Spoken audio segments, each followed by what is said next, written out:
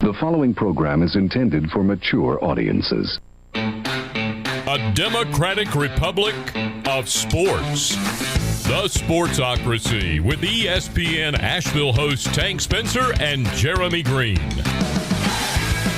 And welcome back into the Sportsocracy. I'm Tank Spencer. Jeremy Greene's alongside, as always. Brian Haynes here as well, reviewing the offseason of the Minnesota Vikings. And the Vikings, to me, are a team that I don't really know what to do with. I don't know whether to believe in them. I don't know whether. Too afraid? I don't think they're going to be a really bad team, but I think they're just stuck in that nebulous mediocrity area that so many teams get caught in. The Vikings last year, I thought they did really well in the NFL draft, and then this year they showed me you thought last year's draft was good. Oh, yeah. This year's draft is going to be that much better, as they were able to make the deal to get Christian Darrisow at number 23 overall. I thought that was the move of the draft, of them being. You trade down 10 spots, still get the guy you want. Yeah, exactly. It was amazing. Exactly. You trade down from 14 to 23, and you still got the guy that you could have had at 14. Their offseason was really good. I like the additions that they made to the team with Dalvin Tomlinson coming over to fortify that defensive line. I think they'll be able to stop the run. Even that's one thing that they really struggled at last year. Patrick Peterson coming over brings a veteran presence to that secondary. Whether or not he's not the player he once was, but is he better than what they had? Of the five of us, Caleb has them at 2-15, Which is dumb. He might have done recreational drugs before he practiced this exercise with the Minnesota Vikings. He forgot that Dalvin Cook was still on this team. The rest of us have them at either 7, 8, or 9 wins. Yes. Tommy actually has them in the playoffs at 9-8 this year. He's the last team in. Yep. He does. I don't. I have them as a playoff competitive team. Mm-hmm. I think they're going to be able to run the ball otherworldly well. Yeah. Mm-hmm. I love Christian Darrisow as the left tackle on this team. You add that in with Ezra Cleveland, draft pick from last year, Brian O'Neill on the right side, Garrett Bradbury at center. Yeah. That's some talented guys that I really liked, when their draft time rolled around. Right. And they're all pretty good fucking run blockers. Yes. I'm on record as saying if I had the number one pick in a fantasy football draft this year, Dalvin Cook would be my number one pick. I wouldn't think about it twice. Yeah. No doubt. Makes a lot of sense. Because I think they're going to run more than people think they're going to. And I would actually I'd put Alexander Madison in there as a little bit higher in the middle rounds to get high-end handcuff. Yeah, as a high-end handcuff. They definitely improved the defense, which was uncharacteristically bad for a Mike Zimmer-led team last year. Plus, I never thought this day would come, but we freed Irv Smith. Oh, Let's yeah. go. Free Irv Smith. Irv Smith Jr.'s free from the Kyle Rudolph era. I think he's so damn good.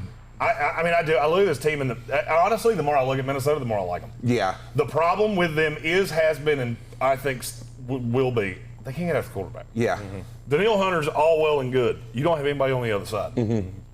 He's going to see double team after double team after double team. The good thing is you have a lot of pieces in the secondary. What's going to happen with Jeff Gladney, I don't know. Yeah. Had some legal issues in the offseason. Might be suspended to start the year. Right. But I look at Cam Dantzler and Mackenzie Alexander on the opposite side of Patrick Peterson. Mackenzie Alexander in the slot. And I think it can work. I do. I think I trust Mike Zimmer defensively. I look at the offense and just go, it's better than people think it is. I think there's a lot of we hold you back because of Kirk Cousins. And I just don't think that's going to be a problem this year. I think he can be good enough for them to be a playoff team. Yeah, Kirk Cousins is not a great quarterback in this league, but he's a really good one. I mean, people like to give him shit, but he's a really good quarterback. He's one of the best of the rest, so to speak. If you're talking about in that 13, 14, 15 best quarterback in the NFL, Kirk Cousins is going to be in there. He's going to have some games where he frustrates the heck out of you, and then there's going to be games where he can put him on his back and he can throw for some yardage.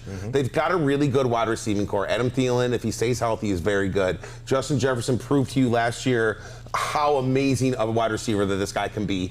And then they got some pieces. I mean, Chad Beebe came up a little bit and started to do well. There's talk out of camp about Blake Prohl actually doing very, very well, Ricky Prohl's son. Amir Smith-Marset was a guy that you really liked in the draft. Yep, still do. And someone he thinks can do well. There was even talk, and I know that this is kind of crazy to talk, but there's been talk about the Keelan Munn draft pick being more important this year than most people would actually think. I've said I see a path where Kellen Mond starts games for this team this year. Because here's the problem. I look at Minnesota's schedule, and I'm looking at my 8 and 9 on them. Let's be real honest. They start at Cincinnati, at Arizona, Seattle, Cleveland, Detroit, all 3 in Minnesota. At Carolina before the bye week. There's an entire probability that they're 4-2. Yeah. Because I only see 2 losable games. Yeah. They're not going to lose to Detroit. I don't think they're going to lose to Carolina because Carolina can't stop the run to save the damn lives. Yeah, that's their I don't biggest care if it's Cook, Madison, Adrian Peterson, Larry Zonka. I don't really care who's running for Minnesota. Any of them are going to be able to run on Carolina. Yeah. I mean, yeah, you're going to lose to Cleveland, in my opinion. You're probably going to lose at Arizona. Other than that, it's 4 wins. Yeah. It's a good start. The problem is after the bye week, you have one of the ugliest stretches in the NFL. Dallas, at Baltimore, at the Chargers, Green Bay, at San Francisco. That very well may be 5 losses. Yeah, that's a tough stretch. I almost don't see a path that it's not 5 losses. And Kellen Mond, I said coming out, was very pro-ready. I just don't like the ceiling on him. Here's the thing. I know what Kirk Cousins is. Yeah. I 100% know what Kirk Cousins is. I just don't think he limits them as much as the people that are talking about Kellen Mond being. The bye week would be when you would do that. And I think they're going to be 4-2. And they wouldn't go to the rookie quarterback if they're 4-2 going into the break. Exactly. That would be what makes the problem for that. So, but I mean, I was very high on Kellen Mond. I had him as the best of the rest quarterbacks after the top 5 in this draft. Yeah. I believed he was probably NFL ready. I do have his ceiling is kind of low because he's a 4-year starter and you already kind of know what he is. The one thing I will say about him is he improved every single year in every aspect of his game. So he is a dual threat quarterback who got a lot better. He didn't take many chances, and I think he didn't trust himself enough. I could just see him becoming more of a game managing Alex Smith kind of quarterback, and I don't know. I think you already have that. Right. Barring injury, I don't see him starting any games. Well, I mean, they're stuck with Kirk Cousins. Yeah. The one place they could have seen him was Denver. It was going to have to be in a trade because do you know what they save? You know what their cap savings is if they cut Kirk Cousins after June 1? What's that? I've never actually seen this before. What is it? $0. Wow. They saved $0. Yeah, so it makes 0 sense for them to go anywhere other direction. It's all guaranteed. I mean, so Kirk Cousins is going to be on this roster for 2 years. Yeah, I thought they could trade him to Denver with George Payton because Kirk Cousins is better than Drew Lock and he's better than Teddy Bridgewater. At the same time, at 33 years old, I just don't think they're going to ask him to do all that much. No. I think his job is going to be get the ball to Adam Thielen in the slot, get the ball to Justin Jefferson over the top off play action, keep the chains moving with Irv Smith, and just pound the damn ball. And we're going to play good defense. I wish I liked the schedule better because I like this team better than my projected record says I do. I do as well. And you talked about the 2 losses at the beginning of the schedule that are definites. You talk about the next 5 if they lose those.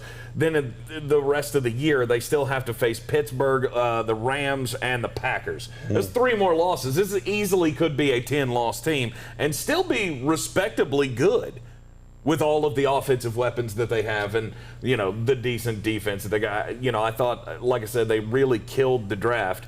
Chaz Surratt being added to the linebacking core, I think is going to be a pick that we look back on years from now and go, yeah, they saw it, they knew it, and they were right. But also Patrick Jones. I think Patrick Jones is going to get some playing time. I thought he was a great value for them in the 5th round. I think they're going to have a lot of rookies that actually play early. I like Chaz Surratt. I like Patrick Jones, like you said. There's a lot of.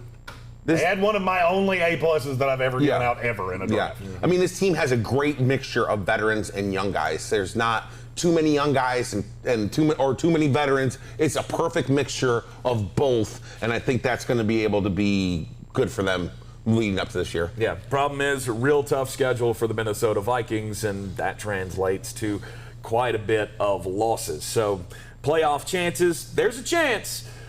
But I don't know that you're going to see. Yeah, exactly. It's a very slim one. Don't think you're going to see it. They're headed in the right direction. Yep. That'll do it for our review of the Minnesota Vikings off-season. I'm Tank Spencer. He's Jeremy Greene. He's Brian Haynes, and we are the Sportsocracy. Be sure to hit that subscribe button so you see all of our off-season reviews as they come out. Don't forget, we are live in the Wicked Weed studio, wickedweedbrewing.com. Drink different. Right here every weekday morning at 9 a.m. We'll see you next time.